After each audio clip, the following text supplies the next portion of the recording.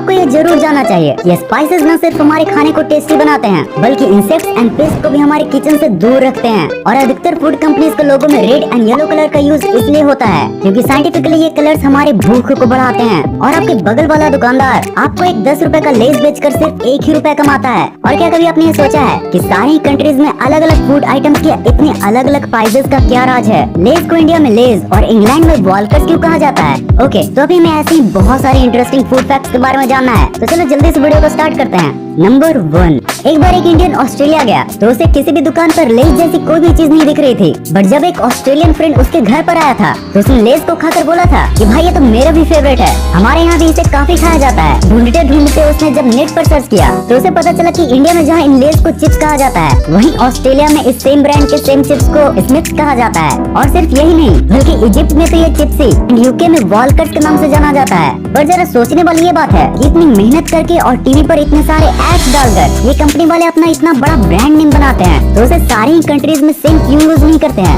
Okay, तो देखो इसके पीछे कई रीजंस है। लाइक डिफरेंट रीजन के डिफरेंट फूड टेस्ट को ज्यादा लाइक करना। पर जो सबसे मेन रीजन होता है ना वो होता है मेन कंपनीज का रीजनल कंपनीज के साथ पार्टनरशिप। अगर रीजनल कंपनी ओरिजिनल कंपनी के ब्रांड नेम से मान जाए तो फिर सब सही रहता है। बट वहीं अगर नहीं माने तो फिर दोनों ही कंपनीज के सहमति के साथ एक नया नाम चुना जाता है। और यार कितना भी नाम चेंज हो जाए सारी ही जगह लेस की कंडीशन यही होती है।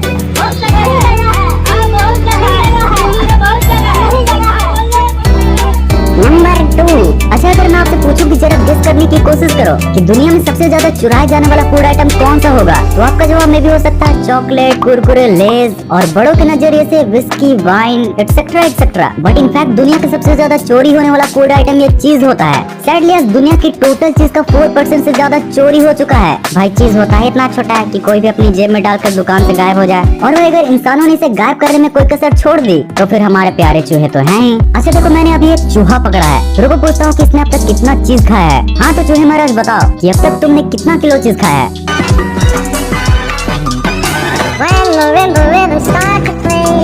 नंबर 3, अगली बार जब आप किसी मैकडॉनल्ड्स के रेस्टोरेंट में जाना तो सामने खड़े एम्प्लॉय को जरूर से रिस्पेक्ट देना क्योंकि आईआईटी एंड नीट की तरह ही बहुत ज्यादा चांसेस है कि वो भी इसी तरह का कंपटीशन फेस करके यहाँ तक पहुँचा है। ओके, तो ज्यादा बात घुमाए बिना मैं आपको एक डेटा बताता हूँ। तो 2011 के डेटा के अनुसार जब मैकडॉनल्ड्स ने 50,000 लोगों के लिए जॉब निकाली तो पता है उसके लिए कितने लोगों ने अप्लाई किया था? पूरे 10 लाख से भी ज्यादा लोग, जिसमें सिलेक्शन तो पहले 50,000 का ही होने वाला था बट फिर 62,000 लोगों का कर दिया गया। अब एम्प्लॉयज की संख्या बढ़ने के बावजूद भी अगर हम इसके सिलेक्शन रेट को देखें तो ये 6.2% के तकरीबन आता है, जो कि वर्ल्ड फेमस हार्वर्ड के 7% से भी कम है।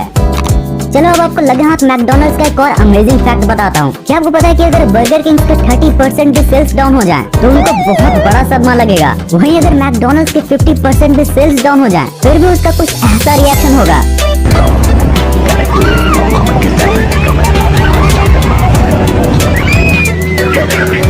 अब इसके पीछे ये कारण है कि McDonald's actually fully food company है ही नहीं बल्कि आज भी उसका अधिकतर कमाई रियल एस्टेट यानी कि रेस्टोरेंट्स को रेंट पर देकर होती है। एक्चुअली में अगर कोई दुकानदार मैकडॉनल्ड्स का फ्रेंचाइजी खरीदना चाहता है तो मैकडॉनल्ड्स सबसे पहले दुकान को ही खरीद कर उस दुकानदार को लीज पर देगा एंड देन आफ्टर उसके बाद अपनी फ्रेंचाइजी। अब दुकानदार को फूड से प्रॉफिट वाली तो रॉयल्टी मैकडॉनल्ड्स को देनी ही है, साथ ही हर महीने एक तरीके से उसके रेंट भी भरनी है। यार अगर आप भी समझना चाहते हो इन फूड फैक्ट्स के झोल को तो जरा गौर से समझना सेम फूड प्राइसेस के मल्टीपल रोल्स को। अब जैसा कि शायद आपको पता ही होगा कि जहां इंडिया में एक समोसा 5 से 10 रुपए का मिल जाता है तो वहीं अमेरिका में इसी एक समोसे का दाम 300 से 400 रुपए का होता है। यहाँ जहाँ पानीपुरी के एक प्लेट का दाम 10 से 20 रुपए होता है तो वहीं ऑस्ट्रेलिया में तकरीबन 500 रुपए। ठीक वैसे ही लेस जहाँ हमें यहाँ 20 रुपए का 52 ग्राम मिलता है तो वहीं श्रीलंका में इसी 52 ग्राम के लेस का दाम 275 रुपए है। पर यार सवाल यहाँ गुलाटियाँ मारते हुए खड़ा होता है कि आखिर क्यों, आखिर क्या है जिसके चलते प्राइसेस इतने ज्यादा ऊपर नीचे हैं? तो देखो इसके पीछे न कई लॉजिकल रीजंस हैं, जैसे डिफरेंट फूड टेस्ट का मार्केट होना। लाइक जैसे हम इंडियंस स्पाइसी खाना पसंद करते हैं वहीं अमेरिकन जैसी स्पाइसी खाते हैं। So I went to 7-Eleven and they have this like little gummy bear thing. 2 seconds later.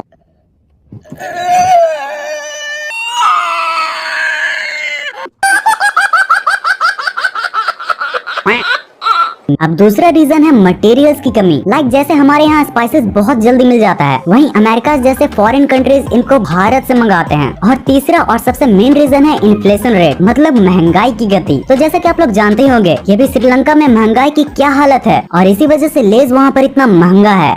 Number 6। एक बार जब सुंदर पिचाई को दो ऐसे गूगल एम्प्लॉय के बारे में पता चला था जो गूगल की बनाए इमोजी का मजाक उड़ा रहे थे, तो उन्होंने उन दोनों को अपने ऑफिस में बुलाकर उस मजाक का कारण पूछा था। शुरुआत में तो वो मना करने लगे कि सर मेरा ऐसा कोई मतलब नहीं था, बट जब सुंदर पिचाई ने इस बात पर जोर दिया तो उन्होंने बताया कि सर हमारे गूगल इमोजी के बर्गर में सबसे पहले बन आता है, then cheese and then patty, lettuce and bun. But असली बर्गर ऐसा नहीं होता सर। असली बर्गर में सबसे पहले बन के बाद पैटी एंड देन चीज होता है और फिर उसके बाद लास्ट में लेटिस एंड बन। सरप्राइजिंगली सुंदर पिचाई को ये फीडबैक बहुत पसंद आया, जिसके बाद इस बर्गर के इमोजी को ठीक किया गया। आगे चलकर उन एम्प्लॉयज ने ये भी बताया कि कैसे गूगल की बियर की इमोजी भी काफी गलत है और फिजिक्स के बेसिक लॉ को फॉलो न करते हुए आधे भरे मग में ही ऊपर से झाग निकल रहा है, जिसके बाद उस बियर वाले इमोजी में उस बियर को पूरा भरा गया। गाइस लिटरली ये सुंदर पिचाई वाली अपने काम के प्रति डेडिकेशन है, हम सबको भी जरूर से अपनानी चाहिए। मतलब भाई इतने स्मॉल डिटेल्स को भी उन्होंने नहीं मिस किया। वाओ। तो यार अगर आपको ये वीडियो पसंद आई हो तो इस वीडियो को लाइक जरूर से कर जाना, और अगर कंपनीज के और भी स्ट्रेटजीज के बारे में जानना है तो आपके लिए ये लेफ्ट वाली वीडियो, और अगर एक बहुत ही मस्त वाली वीडियो देखना है तो आपके लिए ये राइट वाली वीडियो। और सब्सक्राइब तो कर ही रखा होगा ताकि कोई न्यू वीडियो मिस न हो जाए। इस वीडियो को यहाँ तक एंड तक देखने के लिए दिल से thanks for watching this entire video.